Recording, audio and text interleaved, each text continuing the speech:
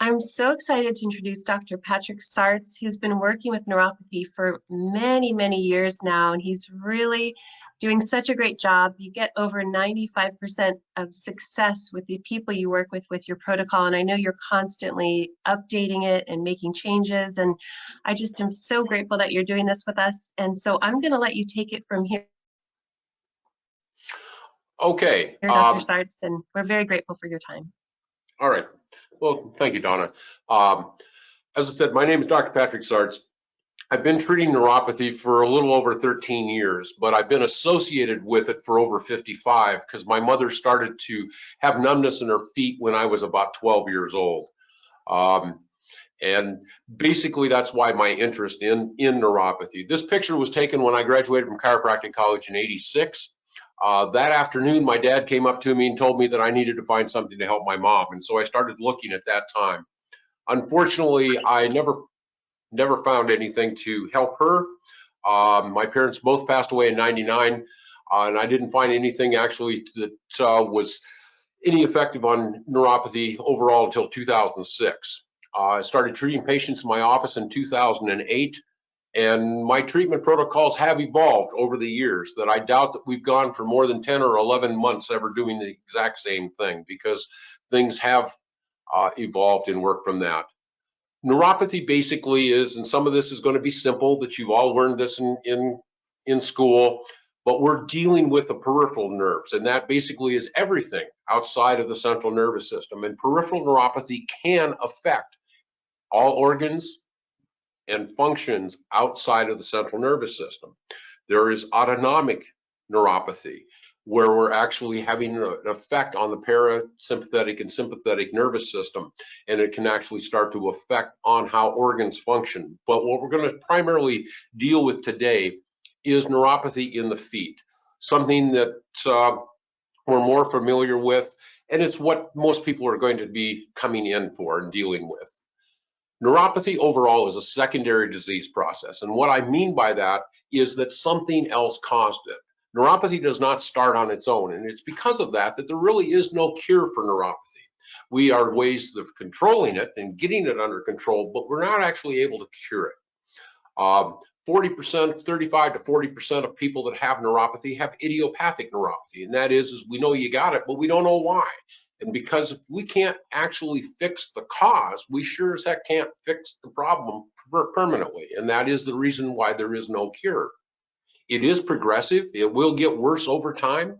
Some people, it may stay the same for the next 4, 5, 6 years. And then all of a sudden, it's like everything goes to heck in a handbasket in just a matter of a few days or even a week. My mom literally went from being able to drive on a Monday to not being able to drive on Wednesday because she could not feel where her foot was. She went out to the garage, started her car, thought her foot was on the brake, and the engine raced. And she shut the car off and went back into the house, and that was the last time that she drove. It has numerous symptoms. It'll start with some numbness and tingling, but then it can get into burning, cold sensations, sharp shooting pains, muscle cramps, and it does lead to balance issues because the nerves, basically what ends up happening is that something causes the cells at the ends of the nerves to actually start to die off, go deeper into the tissue, and so they're no longer down at the sole of the feet. So people will express that they're feeling like they're walking on a sponge or a piece of cardboard, and they don't have the balance that they did because they're not getting the feedback from the bottom of the feet like they used to. It is still often misdiagnosed, or even if the doctor is aware that it might be neuropathy, he just wants to ignore it, just due to the fact that he doesn't have anything that he can do for it. He can maybe give some medications to mask it for a period of time, but overall, there's nothing that can be done. The other is that it is the #1 cause of non-traumatic lower limb amputations in the United States today. And it's hard to understand. You're going to have patients that come into your office and go, I just don't understand. My feet are numb and they hurt. And their idea of numb is going to the dentist and getting a shot of Novocaine, and then the dentist can go in and do all kinds of things in their mouth and they don't feel any pain. Why is it that they're feeling numbness and pain or burning all at the same time? It's due to the fact that we have different nerve endings that carry different sensations. And so nerves that carry the sensation of cool and heat, not hot, but heat, generally are smaller, and they're the ones that when they start to regress will give the sensation of numbness. But then we get the pain fibers involved, and so then we can get sharp shooting pains, burning. The fibers that carry the sensation of cold, they start to get involved, and so their feet will feel cold, but to the touch, they're still warm.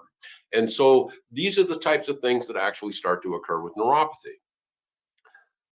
There's over 100 known things, and actually I've listened to a couple of neurologists recently that say that there's actually over 200 things, but most common is diabetes, and it does make up 30% of the people that have neuropathy.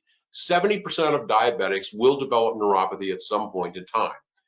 Chemotherapy, radiation therapy for cancer can cause neuropathy, though the radiation therapy, as we're getting more direct to a specific area, is less likely to cause it as it did maybe 10 years ago.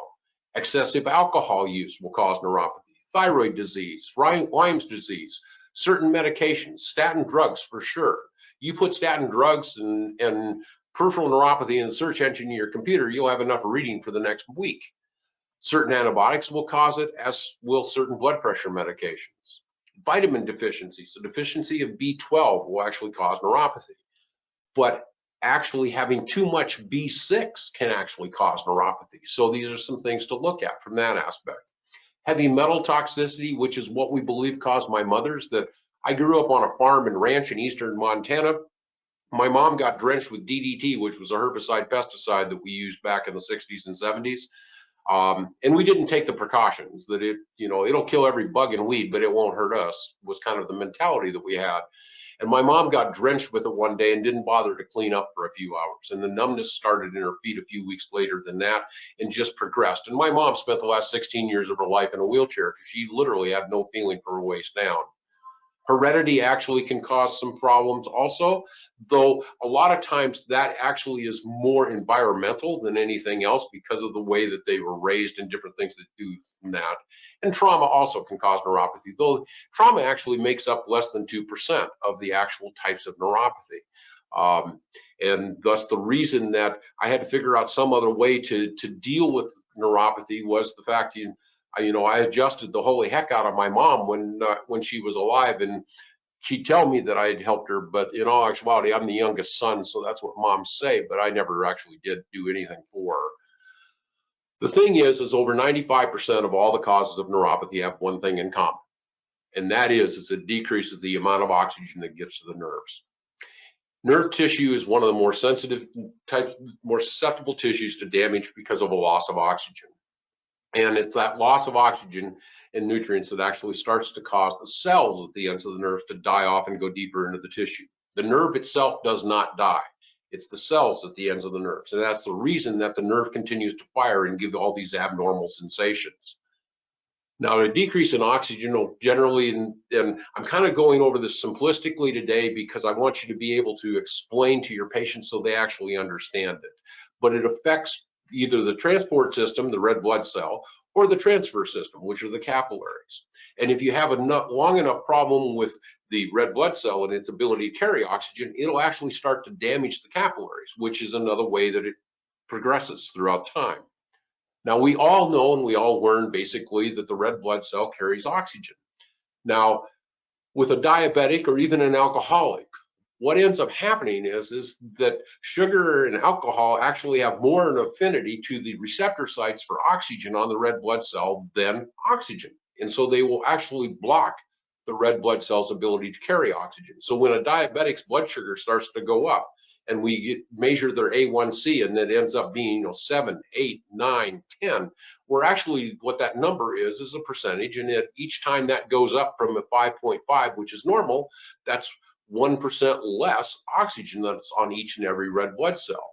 And it's that loss of oxygen that actually starts to cause the damage to the nerves. Now, you're going to have patients that come in and go, well, they gave me this oximeter, and every time I go to the doctor, they measure it, and my oxygen levels are great.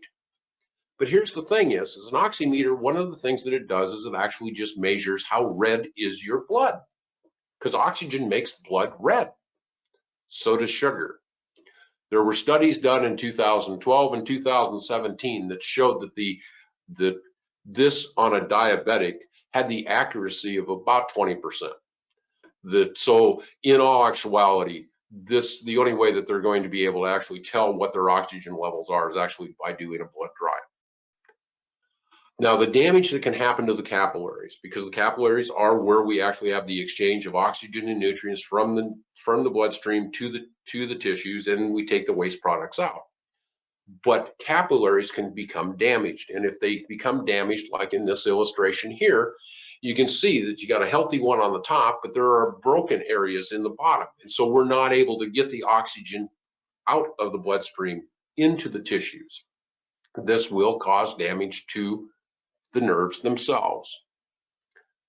Peripheral neuropathy, and the factors of what I'm going to talk about over the next few minutes here are dealing with actual what you're going to say to patients and why. Patients come in and may not always understand what's going to end up happening, but peripheral neuropathy is one of the leading causes of falls in the United States.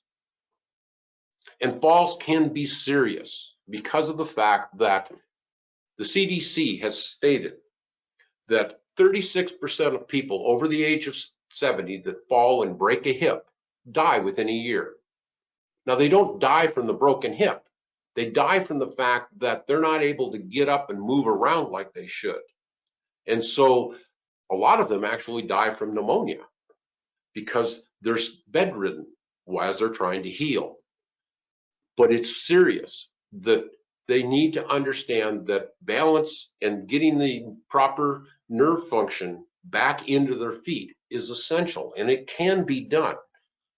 I know that they've been told by numerous neurologists and their medical doctors and people that they truly trust that there's nothing that can be done. And basically it's because of the treatments that are done for neuropathy that actually work don't fit into the medical norm of medications or surgery.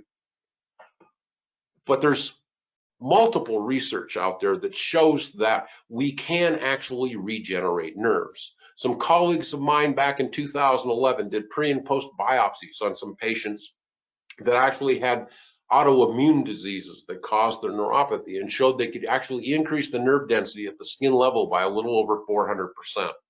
So nerves can be regenerated if we do it the right way. Now, the other thing is that we lose proprioception. I told you that my mom went from being able to drive on Monday to not being able to drive on Wednesday. But we often see things like this and then no longer see them in the newspaper, but on television and that. And what's the first thing that the driver said? I swear my foot was on the brake. The problem is they no longer knew where their foot was at. Ask your patients when they come in, or actually ask their spouse when the person with the neuropathy is driving, if it's smooth or if they jerk, because they're not sure how fast, how hard to press the accelerator or how hard to press the brake.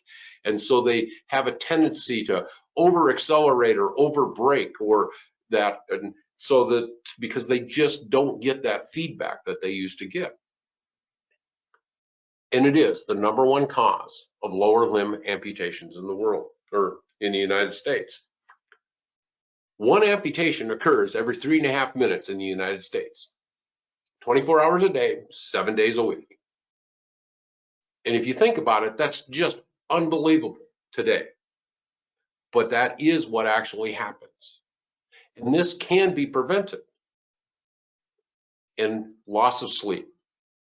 What you're going to find with neuropathy patients is that probably 40% of the patients that come in are the meanest, grumpiest people that I've ever had to deal with. And then 3 or 4 or 5 weeks down the road, they're just the nicest people in the entire world. It's like there's a transformation because the pain, discomfort that they've been experiencing through this entire time has deprived them of sleep. They're constantly in pain. They're just always in a bad mood. And then once they start to get relief and they're able to sleep through the night, it's like, holy geez, these are really nice people. It was kind of an eye-opening experience to me 13 years ago that we had some people that were just horrible to deal with, and then all of a sudden they just became the sweetest people in the world. And it's kind of the neatest thing in to have that actually experience. So how do we determine? I'm sure those of you that are treating neuropathy are using the Toronto Clinical Scoring System for diabetic neuropathy. I don't say the diabetic neuropathy because of the fact that 70% of the patients that come into my office are actually not diabetic. Their neuropathy is caused because of something else. But you know, it's been around since 2002. It's a very reliable test.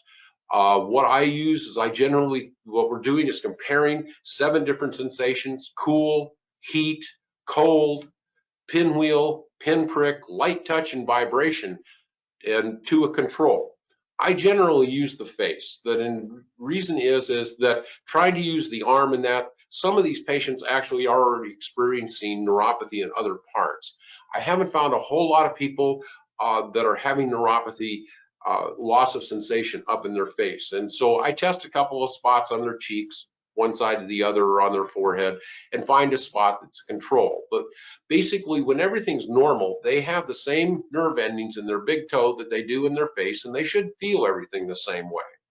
Now, what we're able to do, and it is surprising to a lot of patients, and those of you that have been treating neuropathy and doing this test know this, that a lot of patients come in and go, oh, I can feel everything fine. And then you go and test them, and they're like totally surprised that, you know, it's 100% up on their face and it's 10% down in their big toe, because they have some aspects of this that they can really feel. But the thing is they're not getting all the nerve endings to function the way they're supposed to.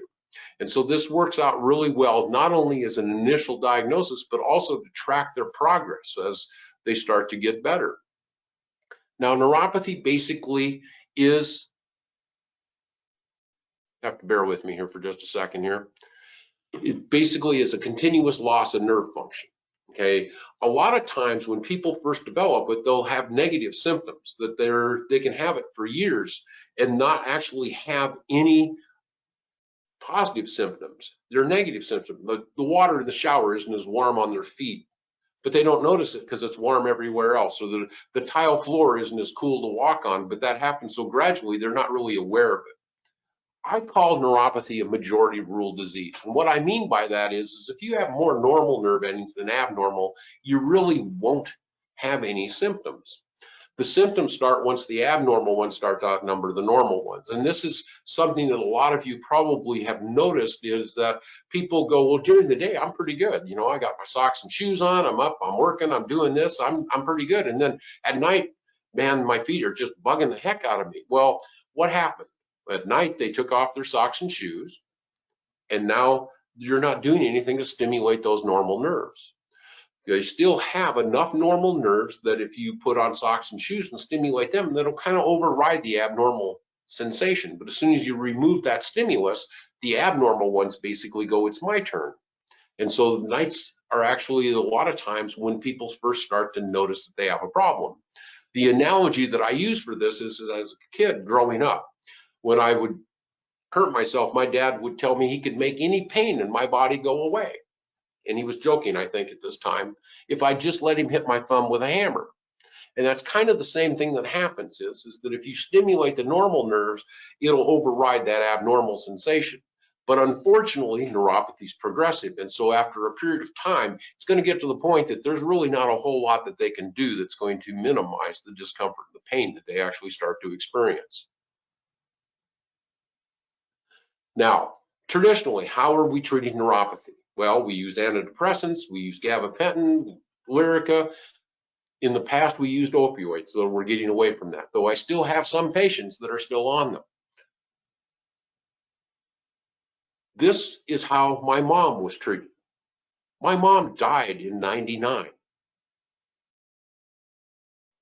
22 years ago. You'd think we would have advanced a little bit in that length of time. But from a medical perspective, we really haven't. But we have advanced. There are treatments now that actually work for neuropathy. It just, again, we don't fit into that medical norm. The problem is none of these will stop the neuropathy from getting worse. Gabapentin is the primary one that we all see. Some people more Lyrica, but most of the time I'm still seeing people on gabapentin. Studies have shown that Due to diabetes, neuropathy, 5 out of 10 will actually get some neurological relief from gabapentin. But there's no reliable evidence that shows that it'll help for any other cause of neuropathy. Then Lyrica that's come out scares the holy heck out of me, and I'll tell you why. Because if you read this, basically, and this is on their website as of this week, they did a 5-week clinical study and showed that basically they get significant relief. 5 weeks. Now, we don't know what the long-term effect of being on Lyrica is, but what I can tell you is studies have actually shown that over half the people that are on Lyrica will get off of it because of the side effects within 18 months. But the real scary part is, and this again is on their website, how does Lyrica work? Well, it's believed to work on damaged nerves. It's unknown exactly how Lyrica works in the body. Animal studies suggest that Lyrica blocks pain signals sent out by nerves damaged by diabetes. The implication of these studies for humans, not known. Somehow that doesn't give me a great confidence that I want to take that pill. But the thing is that we will. Our patients will. And they're surprised when they start to see this. And these are things, this is on their website. It's there. You got to hunt for it a little bit, but this is how they basically keep themselves out of trouble, is by doing things like this. Lyrica will not prevent neuropathy from getting worse. It is for diabetic neuropathy, which means 70% of people that suffer with neuropathy, this really won't work. But here's the thing, most medications don't work. There was Pain News Network did a study that was actually published in the medical journal Neurology in April of 2017 that showed that the reviewers found that gabapentin was not any more effective than a placebo.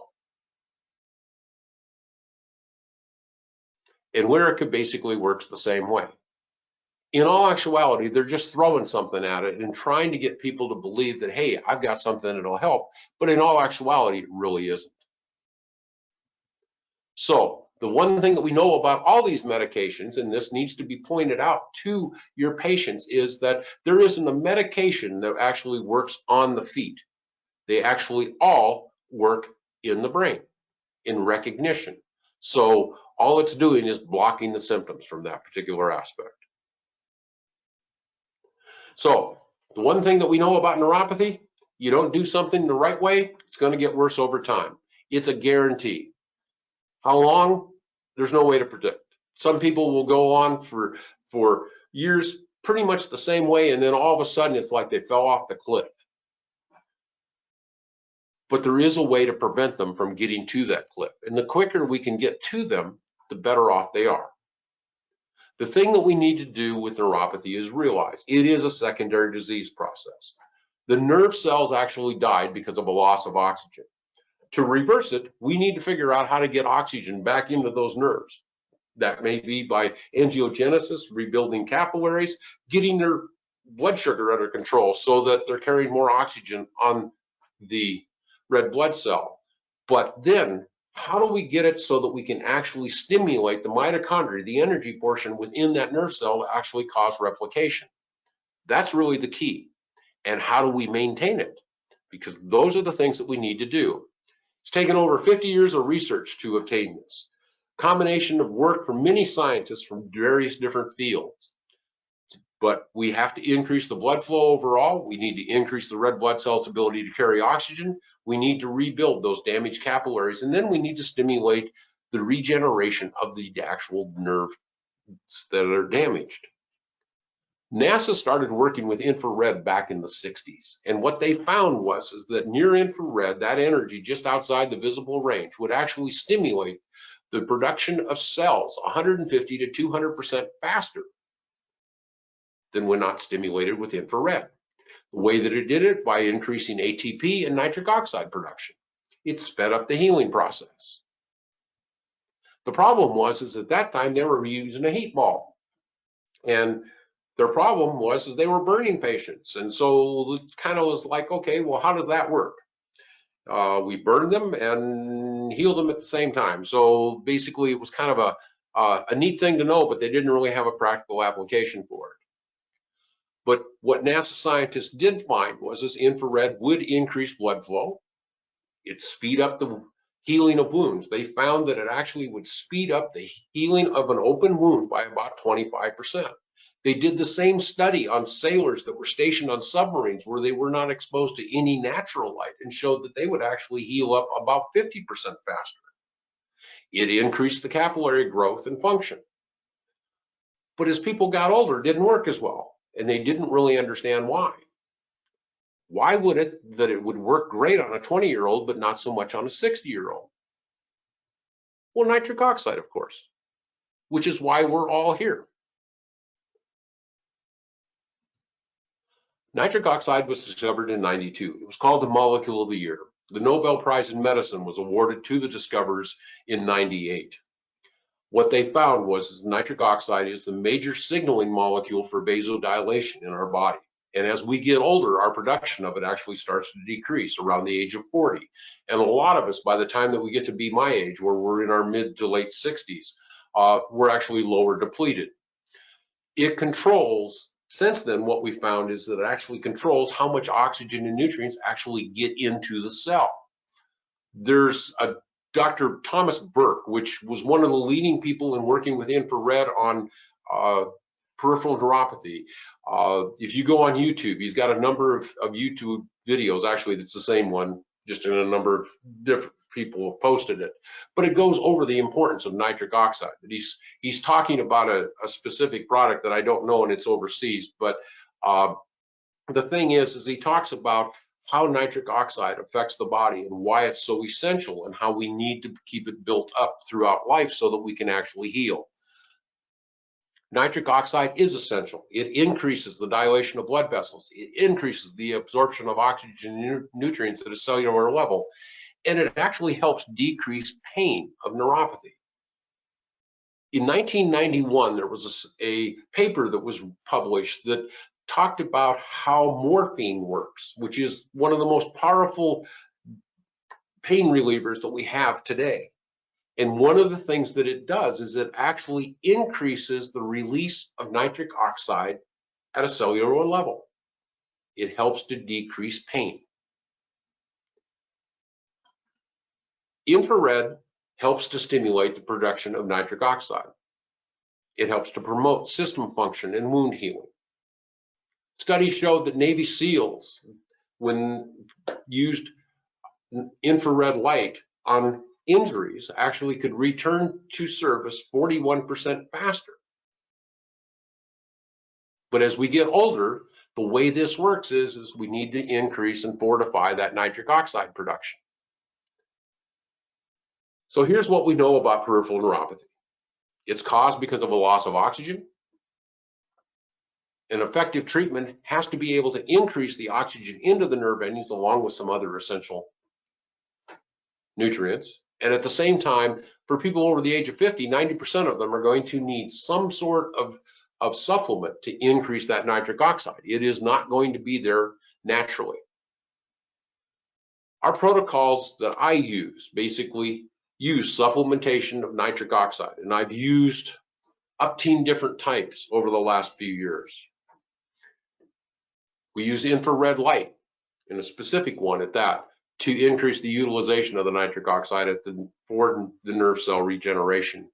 And then we do things to re-educate the nerves, because what I've also found is that we can get people's nerves to start being back at a normal situation, but that doesn't necessarily mean that they're going to start to fire the way that they're supposed to. So there are some times that we're actually going to have to intervene and figure out some ways to actually get these nerves to learn how to do their job again, even though they're there. You can do a biopsy and it's like, okay, fine, we've got all the nerve endings there, but they're still having symptoms. Well, there's things that we need to do, and we'll talk about that at another time, on how to stimulate these nerves and get them to work the way that they're supposed to.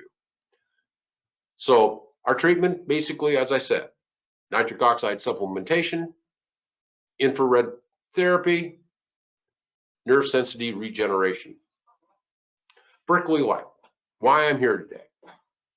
I started using this product about 8 months ago. I had some patients that I couldn't get their nitric oxide up for love nor money. I used other products on the market, all kinds of different things, and still I test them and it never changed. I had a patient that came in. He was 78 years old, suffering with neuropathy. He'd gone to a number of different doctors, and the one doctor convinced him that he needed to just increase his nitric oxide levels to take care of his neuropathy. And he had about a 90% loss of sensation in his feet. So unfortunately, nitric oxide is great, but it will not completely take care of the problem. And so he came to see me, he came from Eloy, which is about 90 miles south of where my office is at. And I tested him for his nitric oxide. Like I said, he was 78 years old. Nitric oxide levels in a common 78-year-old are basically non-existent. And yet he was off the charts. He was just right on target. And I was like, what the heck are you doing? And he told me about Berkeley Life. And I was enthralled. I contacted them. I got some of their product. I had, like I said, a couple patients that their nitric oxide levels, no matter what I did, they always tested depleted. Got them on this, tested them 2 weeks later, and we started to see positive increases. And within a month, we had them back up to an optimum level. And guess what happened when we got them to an optimum level? Their neuropathy started to improve. It was phenomenal. And so I use this pretty much with all my patients. I use some other things also in conjunction, because with neuropathy, as we regenerate nerves, we need to make sure that they've got the proper amino acids and things this way, so that we've actually got the building blocks for the nerve endings and the capillaries and that. But definitely have incorporated using Berkeley Life into that, because of the fact that it has not failed me. Everyone that I have put on it, even if they come in and when we test them, that basically the test strip doesn't even change color. Within 2 weeks, we're getting positive results with it, so that we can actually continue to work on. When I have somebody that comes into my office and I test them for neuropathy and they don't even register, basically I sell them this product and send them away for 2 weeks, and then I have them come back in, because I want to make sure that we can actually get their neuropathy up. Excuse me, get their nitric oxide up, so that the rest of the things I do for neuropathy can actually work. And in the past, using other products, I actually had some patients that their nitric oxide levels would not come up. But I've not had that using this particular product. Everyone that we've sent away comes back in, and within 2 weeks, their nitric oxide levels start to return. Now, I use infrared light, and I've been using infrared light for 13 years. This one is by far the best one that I have found. Basically, I had started out with anodyne, and some of you are probably using it. I could never get it to work.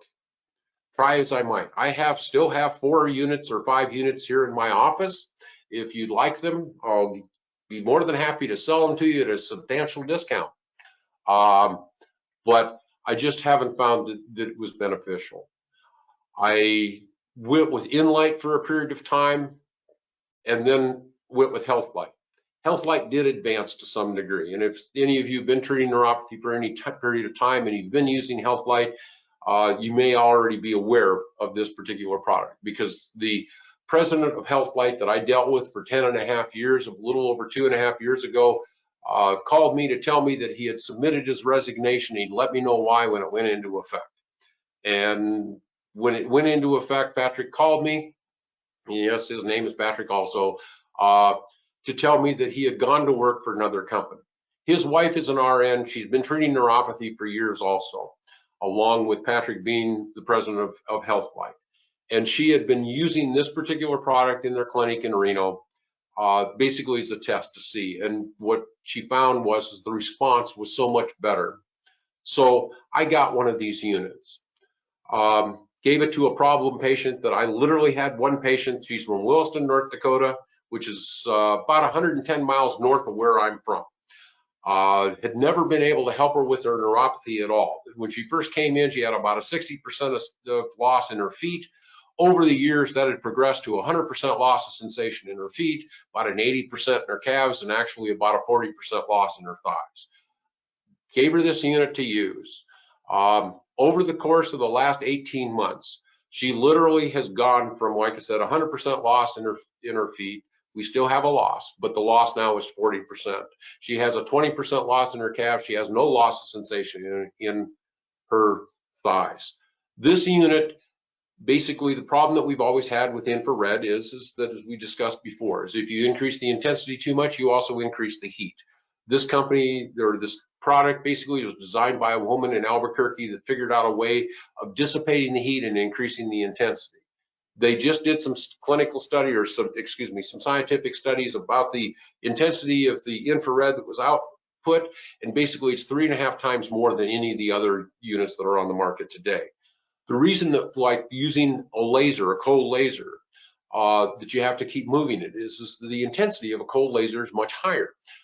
And you cannot just leave it, most of them, in one spot for an extended period of time, or it actually will cause burning.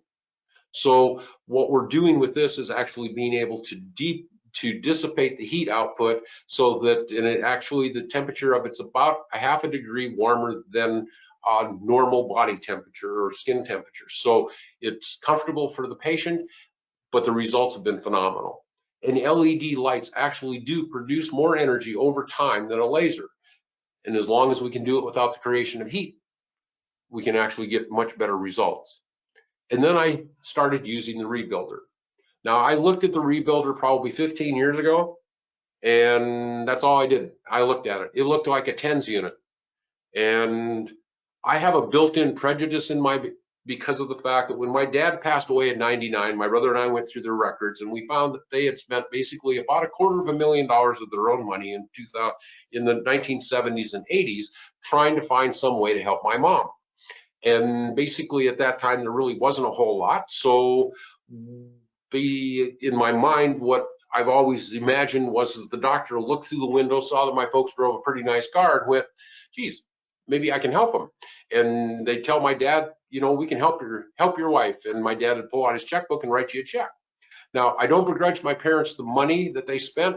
They literally had nothing when they got married, and everything they earned, they made themselves. And they gave my brother and myself a great start to life. But the thing is that when I first saw the Rebuilder, it looked like a TENS unit, and I just went by looks, and I didn't actually read about it. I got convinced by a friend of mine now, about 2.5 years ago, that I needed to take another look at it. The Rebuilder actually goes through all the frequencies of the different nerve endings, and so it stimulates the nerve endings. And this is one of the ways that you can actually re-educate the nerves. And so I got one here about 2.5 years ago, started implementing it in, and it actually did increase my overall success rate. I will tell you that 2.5, 3 years ago, my overall success rate was about 75 to 80%. I've gotten pretty good at being able to determine who I can and who I can't help, but the vast majority of people we can't. I actually started working with stroke victims that have pain in limbs because of the stroke. And now that we've been using, going back one slide, this particular unit, and we're actually getting some results where in the past I never got any. But overall, my success rate in getting ready for this, that we reviewed our files. And over the last 8 months, and we see on average about 8 new patients a week. Not all of them sign up, but we see about 8. And we sign up a good many of them. We've only had 4 patients in the last 8 months that didn't get at least a 60 to 70% reduction in their symptoms. Our overall success rate has been phenomenal as of late. And it's all basically doing this. And that is that we figured out, and what I figured out over the years, is the only way that we were going to get anything that would be sustainable is actually having the patients doing the treatment at home. Neuropathy is a secondary disease process. A lot of cases I can't figure out what caused it, and even if I do, people aren't necessarily going to go through everything that they need to even control their blood sugar or that. Chemotherapy can be a lingering problem, and it can cause the neuropathy to return even though you get it under control, and that was what I kind of found. And so all of our treatments done now are actually done at home by the patient. It improves the effectiveness in a number of different ways. It allows them to do the treatments twice a day, so they can do it in the morning and night. They can do it 5 to 7 days a week. And once we get the neuropathy under control, they can keep it that way. They may only have to do the treatment every, once a week, twice a week, maybe every other week, depending on their particular situation. But it allows them to keep the results and keep it under control so that they don't have to be bothered with it. Basically, the thing when you talk to their patients, make sure that their spouse or significant other is in the room. Neuropathy doesn't just affect the sufferer, it affects those people around them. Ask them how it's affecting them.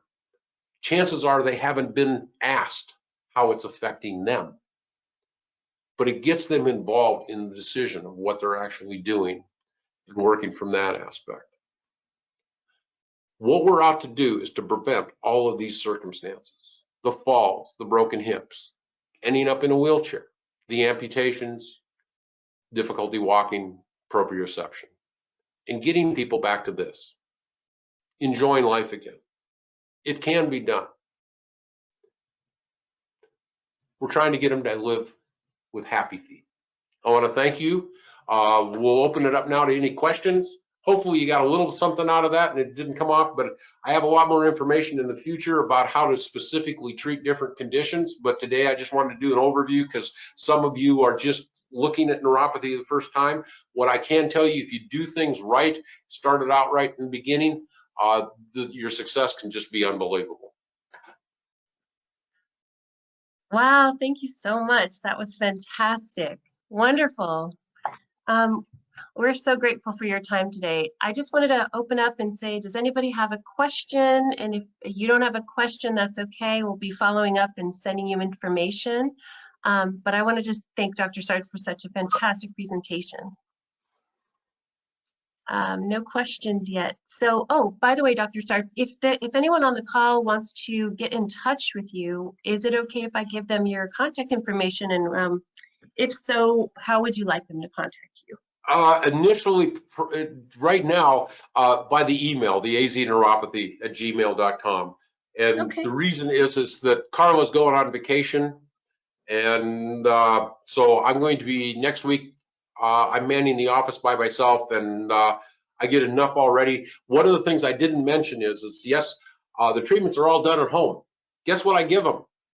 Phone number that they can get a hold of me 7 days a week. 7 o'clock in the morning till 9 o'clock at night, so that if they've got a question, they can they can call me. Because basically, and I don't get bothered that much, that basically new patients will call me once just to see whether or not I actually answer the phone, and when I do, then they're okay with it and they feel comfortable from that point forward. But the thing that we want to do is make sure that they continue the treatments, and the way to do that is if something comes up and they've got a question, they want to get it answered, I want to answer it then. I'm only in my office 3 days a week, Mondays, Wednesdays, and Fridays. And so I don't want them to have to wait. If something happens on Friday night, to wait until Monday morning to get a hold of me, they can call me on Friday night and do it that way. Perfect. Well, we really appreciate this. And anybody who's still interested, we want to talk to you a little bit about our special promotion. It's just for the people who registered for this amazing event. So just so you know, we're doing a very special, if you buy 20 boxes of our product, you get 5 free boxes, you get 100 free test strips, and we have just designed this neuropathy specific display, which will get your patients asking questions and engaging in questions about treatment of neuropathy. And you have the ability to ask them if you can test their nitric oxide levels right then and there. So it'll start the conversation off. And so normally all of that costs about $798, but we're giving it to you for only $600. You're getting 5 free boxes of product and everything else I mentioned. So you're welcome to call me. My number's on the screen, 424-269-1369. or you can email me, donna@berkeleylife.com, and I will be sending an email to everyone who registered for the call. But we really want to thank you so much, Dr. Sartz. That was fantastic. I know you're going to have a lot of interest, and if there's anybody else who has a last-minute question, please feel free to ask. Right. Any last words, Dr. Sartz? No, but please feel free to send me an email if you'd like any additional information, and hopefully I didn't bore you to death. You all have to take care and have a very happy Memorial Day. Thank you so much. It was fantastic. Yeah, thanks, Dr. Sartz. This was a great presentation. I learned a lot, and I appreciate you taking the time to spend with us today. Yeah, thank you. Yeah, thanks, everybody. Over time, but like I said, that's okay. Once I start talking, so thank you. Well done. Thank you. That's great. Thank you. Bye. Bye. Have a great day. Bye-bye.